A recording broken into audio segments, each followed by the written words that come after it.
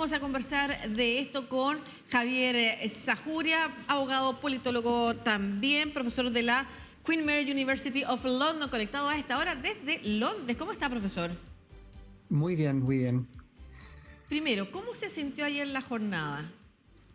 Eh, Fue una jornada especial porque, como tú contabas, hubo huelgas en muchos sectores. Los que tenemos niños en edad escolar, estuvimos con los niños en la casa. Las universidades, hay un sindicato de académicos y académicas de las 150 universidades que hay en el Reino Unido. Todas las universidades se fueron a huelga, todos los académicos, o sea, todos los académicos miembros del sindicato. Además, como tú contabas, dos sindicatos de trenes, uno que tiene que ver con el staff que trabaja en las estaciones y otro que es de conductores. Hay gente de buses y una serie de funcionarios públicos. O sea, la Gran Asociación de Funcionarios Públicos también se fue a paro. Cerca de 500.000 de trabajadores no trabajaron ayer, en el fondo. Se fueron a huelga. Muchos de ellos en las calles, no solamente en Londres, sino que en varias partes del país. Por ejemplo, a mí que me tocó moverme un poco durante la ciudad ayer, fue una ciudad como de vacaciones, porque con niños fuera del colegio, obviamente eso implica que hay menos tráfico, con menos trenes. Hay mucha gente que viene desde fuera de Londres y todos los días toma tren para venir a trabajar. Esa gente no pudo venir. Entonces, claramente fue un día raro. Y con una manifestación en el centro de Londres como no, por lo menos yo no veía desde la época en que se subieron los aranceles a las universidades, el año 2011. Claro, yo mencionaba que hace 15 años al menos que los profesores de colegio no Ujú. paraban. Fueron aproximadamente, tengo una cifra acá que publica el diario El País, 300.000 docentes que han provocado el cierre de 23.000 colegios en Ujú. todo el país. Estamos hablando de una huelga que además viene como a consolidar el clímax de una serie de paros que se han estado produciendo Sí. en ese país. ¿Qué es lo que ha sucedido? Bueno, además, solo para incorporar, además del paro de ayer, los profesores van a parar otros 7 días más. O sea, tienen agendadas días. Aquí las huelgas no son indefinidas como estamos acostumbrados en Chile, sino que tienen una serie de fechas. Por ejemplo, lunes y martes hay paro de las enfermeras, lo que es gravísimo porque el servicio de salud no puede funcionar sin ella. El lunes hay paro de choferes de ambulancia, el martes hay paro de matronas y kinesiólogos. O sea, estamos hablando en todos los sectores. Yo creo que es una combinación, en muchos casos, de una continua pérdida del valor de los sueldos. Aquí los sueldos no se reajustan por la inflación y eso a través del tiempo ha llegado a que, por ejemplo, los profesores en los últimos 10 años han reducido más de 18% su salario. En el caso de los académicos estamos hablando de cerca del 15%, y así en otros sectores también. O sea, por un lado hay un tema referido a que los sueldos no se reajustan, la inflación ha estado subiendo, el costo de vida ha estado subiendo y eso implica que muchas personas hoy día no tienen recursos para poder ni siquiera movilizarse y estamos hablando de profesiones claves como en el caso de las enfermeras o los profesores. Además se suma un problema que es endémico quizás de varias sociedades, es que los profesores están mal pagados por definición. Entonces cuando nosotros sumamos y eso es particularmente grave en ciudades como Londres, que son mucho más caras. Entonces los profesores que viven en Londres en general, cuando ya agarran un poco de experiencia, tienden a irse fuera de la ciudad y a trabajar en otros colegios, porque muchas veces no pueden pagar el costo de vida, no pueden formar familia en la ciudad. Entonces ya los sueldos son bajos de manera regular. Si a eso le sumamos que han ido perdiendo su valor por la inflación, claramente tenemos un cuadro bien complejo. Ahora, Y perdón, así nosotros profesor. podemos mirar, en el caso de los sindicatos de la salud, además por ejemplo, en el caso de las enfermeras, han tenido reajustes del 2%, cuando la inflación está cerca del 13%. Además de eso, el servicio de salud está en crisis, y está en Claro, crisis eso le quería comentar. por una continua falta de inversión. Hay una posición ideológica por parte de los gobiernos conservadores que han gobernado este país por 13 años, donde han ido desmantelando a poco el servicio de salud, pero sin proveer alternativas. Entonces, en el fondo, hoy día muy pocas personas tienen el dinero suficiente para poder pagar un seguro privado. Y aún así el seguro privado opera encima del servicio de salud. O sea, los servicios de emergencia, por ejemplo, están asociados al servicio de salud, de atención primaria. Por lo tanto, incluso en aquellos casos donde las personas pueden pagar, que muy poco, la previsión de salud no está hecha para resolver ese nivel de atención primaria. Entonces, hoy día las personas esperan semanas para tener una consulta en el consultorio, una cita en el consultorio, esperan meses para ser atendidos con especialistas. Las esperas en las urgencias están llegando a las 12, 15 horas en casos que no hay riesgo de vida. Entonces, en el fondo, eso implica que los trabajadores de la salud están súper estresados, están con mucha carga laboral. Gracias al Brexit se han perdido más de 300.000 trabajos, personas que se han ido y que muchos de ellos ocupaban cargos en el servicio de salud. Entonces, si sumamos eso a los sueldos altos, explica bastante bien la situación. Claro.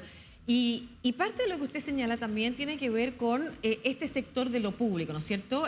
La educación, ayer veíamos en las protestas llamados a fortalecer la educación, el mundo de la salud, que se suma al tema de cuánto ha perdido el sueldo real, valor, ¿no es cierto? ¿Cuál es el sueldo real? Y ha ido disminuyendo, que es cuánto se puede hacer con la misma plata considerando el nivel de inflación que hay en esos países. Pero usted señalaba, hay cosas adicionales al simple contexto vinculado a la guerra o a la pospandemia, que tiene que ver con la posición de los gobiernos conservadores. Conversamos la última vez con usted cuando había asumido Liz Truss y estaba en medio de una crisis, no duró ni un mes, precisamente porque ni siquiera el mundo de la banca, de las finanzas, apoyó medidas que tenían que ver con disminuir gasto público. Se esperaba un cambio de mando, un cambio de timón, un giro en Rishi Sunak. ¿Qué ha pasado con él? Yo creo que Sunak ha hecho cambios a partir de Liz Truss. Lo que pasa es que son cambios dentro de un paradigma sobre el rol del Estado y sobre el rol del público que no solo ha perdido vigencia, sino que yo creo que hay una combinación. Por un lado, ha ido perdiendo vigencia la noción de un Estado completamente desregulador, a pesar de que sigue habiendo personas, Liz Truss entre ellas, que defienden esa idea, incluso la banca, incluso el sector privado, la empresa, ha entendido que ese no es el camino y que no se logra. Además, el tema del Brexit ha sido un golpe bien duro en términos económicos. Se cumplieron 3 años del Brexit esta semana y todos los indicadores económicos indican que el Reino Unido está peor, que ha crecido menos, que el impacto que ha tenido el Brexit ha sido gigantesco. Entonces, además hay un tema de la defensa del Brexit como una alternativa que no ha resultado, que no funcionó, que las promesas que se hicieron no se están cumpliendo. Y en tercer lugar, el Partido Conservador, y esto es quizás algo clásico en coaliciones que llevan mucho tiempo en el poder, está envuelto en muchos casos de corrupción. Casos de corrupción, algunos casos son individuales, como el expresidente del Partido Conservador, que tuvo que renunciar a su cargo después de que se descubrió que había evadido millones de libras en impuestos. Además tenemos casos de miembros de la Cámara de los Lords del Partido Conservador que se adjudicaron contratos millonarios para provisión de materiales durante la pandemia, materiales que no servían, que no cumplían con los estándares de salud y que se hicieron millonarios proveyendo estos bienes. Y así, o sea, uno empieza a revisar y hay muchos otros casos, algunos más grandes, otros más chicos, donde el Partido Conservador está cayendo en lo mismo que caen, como dije, muchas de las coaliciones que llevan mucho tiempo en el poder, y es casos de corrupción y corrupciones endémicas.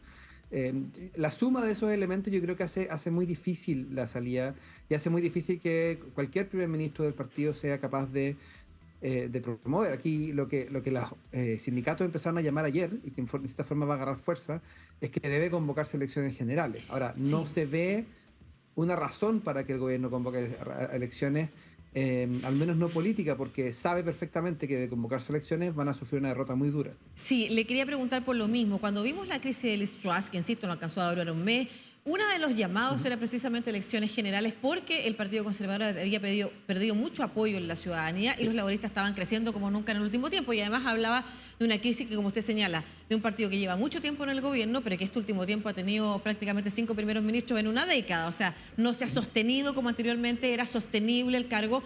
Recordemos Margaret Thatcher, ¿no es cierto?, de esas grandes figuras. O Tony Blair. O Tony Blair incluso, claro, efectivamente. Entonces, estábamos hablando de una crisis permanente del Partido Conservador. ¿Qué posibilidades hay de que efectivamente se produzca ese golpe finalmente de timón y pueda lograr el Partido Laborista, por ejemplo, los laboristas, llevar y presionar hasta llegar a elecciones generales? A ver, uno siempre tiene que tener cuidado con las predicciones, pero es poco probable que el Partido Conservador quiera adelantar las elecciones ellos tienen hasta enero del 2025 para convocar elecciones. Aquí no hay una fecha fija, sino que hay periodos en los cuales ellos tienen que convocar elecciones. En general las elecciones ocurren en mayo en este país, así que podría ser que fuera en mayo del próximo año, en un poco más de un año más. Pero hay pocas razones para creer hoy día que el Partido Conservador tiene algún incentivo para llamar elecciones de forma anticipada, porque en el fondo saben que cualquier resultado que ocurra Claro, perdón, va a profesor. generar, va a ser una pérdida. Perdón, profesor, pero una pregunta. Generalmente cuando se llama elecciones generales es porque quien está en el gobierno está en crisis. ¿Cómo se logra llegar a eso? Uh-huh. Bueno, hay dos maneras. En el Reino Unido hay un mandato de periodo, que no es un periodo fijo como había antes, sino que es un periodo más variable, en el cual el partido está obligado a llamar elecciones cada cierto tiempo. Eso puede ocurrir y eso debiera ocurrir el 2025 más tardar. Para adelantar las elecciones hay dos caminos. Por un lado, el gobierno puede decidir por su cuenta llamar elecciones, y en ese caso se disuelve el Parlamento y se convocan las elecciones. La segunda vía es lo que se llama una moción de no confianza, una moción de censura. Y en ese caso se necesita una mayoría de 2/3 por parte del Parlamento para votar el gobierno, en el fondo, y decir que no hay confianza en el gobierno y que se deben llamar elecciones. Eso es muy poco probable porque estamos hablando de una parte importante del Partido Conservador tendría que votar en contra de sí mismo. O sea, estamos hablando de parlamentarios del Partido Conservador que querían que darse vuelta, darle los votos al laborismo para convocar elecciones y con ello probablemente perder su propio puesto.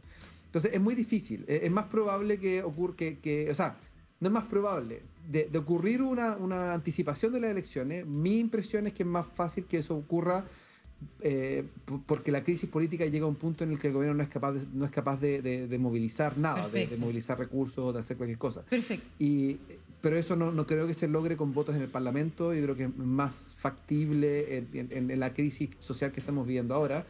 Dicho eso, este país no es un país particularmente acostumbrado a las crisis sociales, ni particularmente acostumbrado a ser receptivo de esa manera. Entonces, yo la verdad hoy día, con la información que tenemos, todavía veo poco probable que se adelante las elecciones, pero la verdad es que también se veía poco probable que tuviéramos una primera ministra por menos de un mes, así que claro, todo está abierto aún. Claro, solo para cerrar, ayer veíamos cómo Pedro Sánchez, el presidente del gobierno español, anunciaba un aumento de un 8% en el salario mínimo en una semana en la que además la política económica española ha sido aplaudida incluso por el diario, por la revista The Economist, ¿no es cierto? Un magazine conservador, económico, británico, pero que ha alabado la gestión del gobierno socialista de Pedro Sánchez. En el lado opuesto está Rishi Sunak. ¿O hay posibilidades de que se emitan algunos proyectos hoy, mañana, algunos anuncios que permitan disminuir la presión en las calles? A ver, es difícil. Sería una vuelta de carnero bien importante porque el Partido Conservador ha sido súper duro y súper claro en que no quieren subir los sueldos de los profesores, que no quieren subir el sueldo de los funcionarios de la salud, que son los que tienen a su cargo particularmente. Por varias razones. Una de ellas es porque temen que esto podría aumentar la inflación. El Reino Unido todavía está combatiendo altos niveles de inflación.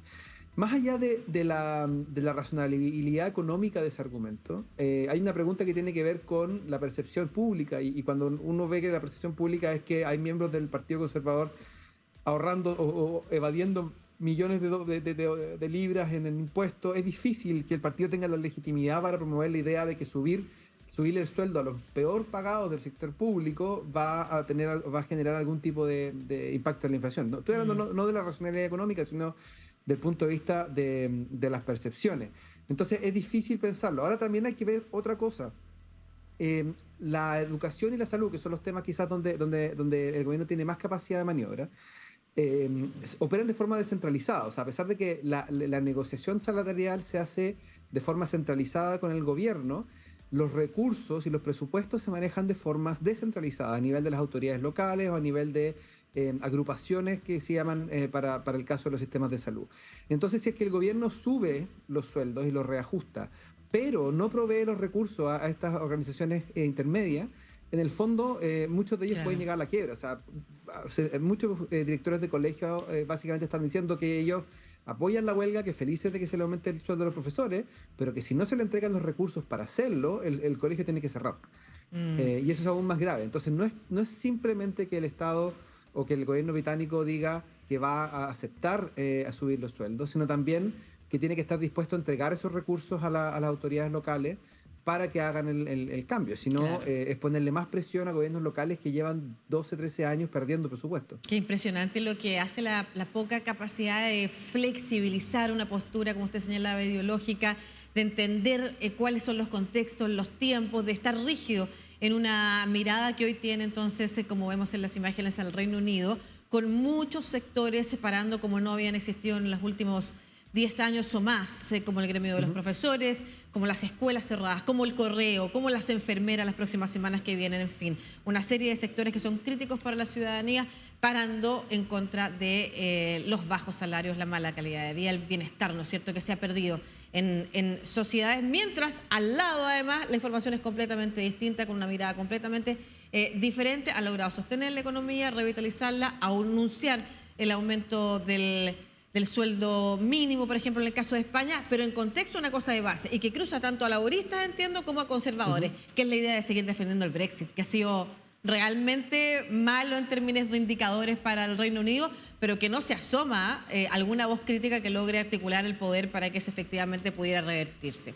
Muchas gracias, Javier Zajuria, abogado, cientista político, además académico de la Universidad Queen Mary University of London. Gracias por esta conversación con toda Latinoamérica a través de The News. Que esté muy bien. Gracias, Lucía.